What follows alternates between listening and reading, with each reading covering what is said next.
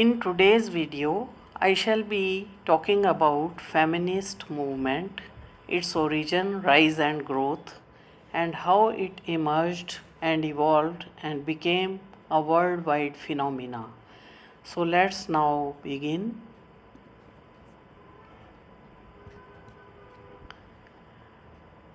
According to Oxford Dictionary, feminism is the belief and aim that women should have the same rights and opportunities as men, the struggle to achieve this aim. The key words here are the same rights and opportunities as men, and this forms the basis of feminism. It can be defined as women getting equal rights and opportunities as men, women being a part of the mainstream in society, getting their voice heard, having their own space, having their identity, and much more. The core of feminism is thus gender equality, gender dignity. It is an ideology that demands equal individual rights and liberties for men and women. It can be considered as a struggle for women to get equal opportunities and dignity as men have in society. The feminist movement is often said to have begun from European countries. It is applied to the women's movement that emerged in Western Europe and the United States and became a worldwide cultural movement. It is a French word first used by the French dramatist Alexandre Dumas in 1872 in a pamphlet. In an organized form, it is a consequence of an older tradition of thought and action expressed by different authors such as Mary Estelle, Mary Wollstonecraft, and Virginia Woolf. Mary Wollstonecraft laid the foundation of feminist movement with publication of her book A Vindication of the Rights of Woman in 1792. Known as the first feminist writer of modern times and a radical thinker, she argues that women are not naturally inferior to men but appear to be only because they lack education and opportunities. She suggests that both men and women should be treated as rational beings and imagines a social order founded on reason. In the beginning, the feminist movement largely represented the women of the Western world, the white middle class women. Gradually, it became a worldwide movement. The origin of feminism is complex and can be traced back through various periods, often discussed in waves. Different waves of feminism thus refer to different phases in which this movement evolved. To elaborate further, it can be said that feminist movement is a collection of social theories, political movements and moral philosophy which were largely motivated by experiences of women in terms of their social, political and economic situation. As a social movement, it advocated equal rights for women. Its main focus is on eradicating gender inequality and securing women's rights and interests in society. Feminist criticism is concerned with women's position in literature and their changing position in society. It is part of the larger movement in contemporary world for women's equality. Let's now see the factors which contributed to the beginning of the feminist movement. Men and women form the basic structure of society. About half of the human population in the world is women. But it is also true that almost all societies have been male dominated, that women have faced subordination, that they have been the victim of oppression and exploitation for a long time. Feminism explores the system of patriarchy, women's suppression, and stereotypical roles assigned to them, which put them into the category of feminine. Feminists suggest that gender is not predetermined, it is a social construct. By defining and redefining different roles for women, they are bound to work within certain boundaries, which leads to their subordination and inequality.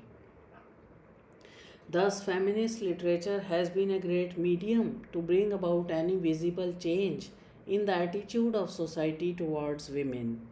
It focuses on documenting gender inequality, changes in women's position, and their representation in society. Let's now discuss the four waves of feminism. The first phase begins with the first Women's Right Convention, the Seneca Fall Convention in 1848 in New York, USA. It is often cited as the formal beginning of the first waves of feminism.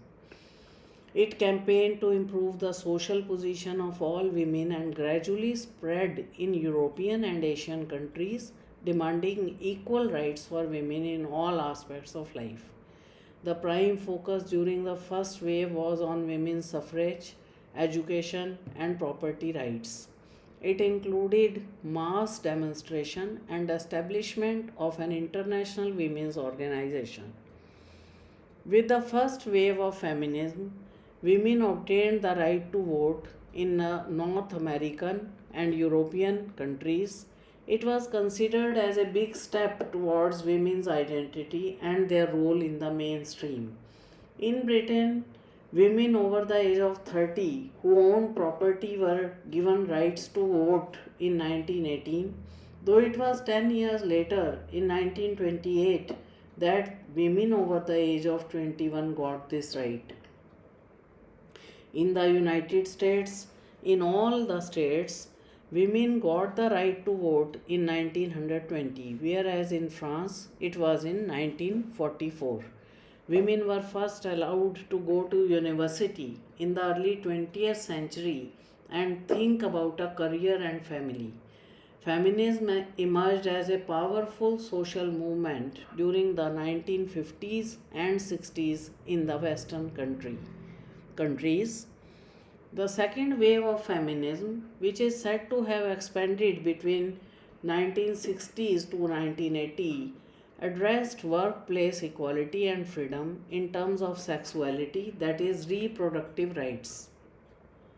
After the end of the Second World War in 1945, women started organizing themselves and gained equal political rights in most European countries. And Simon known as Women's Liberation Movement, the second wave campaigned for legal and social equality for women. Sex and gender were differentiated. Sex was considered as being biological, pre-decided at the time of birth, but gender was considered to be a social construct made and defined by society that varies from culture to culture and over time. French philosopher Simone de Beauvoir, in her seminal text The Second Sex, which was published in 1949, gives the statement, and I quote, "One is not born but becomes a woman." Unquote. She emphasized that women are socially conditioned and trained to accept their place as the other and have been systematically excluded from the mainstream. The third wave largely focused on inclusion of women in the mainstream. Characterized by a focus on individuality and diversity, it challenged media representations of women and questioned gender stereotypes. During this phase, boundaries started breaking. Now it was thought that a woman could both be intelligent and beautiful, though there were internal debates among different feminists, as some thought that women were psychologically different from men, while others thought that it was only due to social conditioning that their position is determined. Further, movies and television shows impacted the narrative of the third wave, and strong female characters, young girls accepting the challenges in a more confident manner, became more common. Now let's discuss about the fourth wave of feminism. Fourth wave is said to have expanded from 2000 onwards.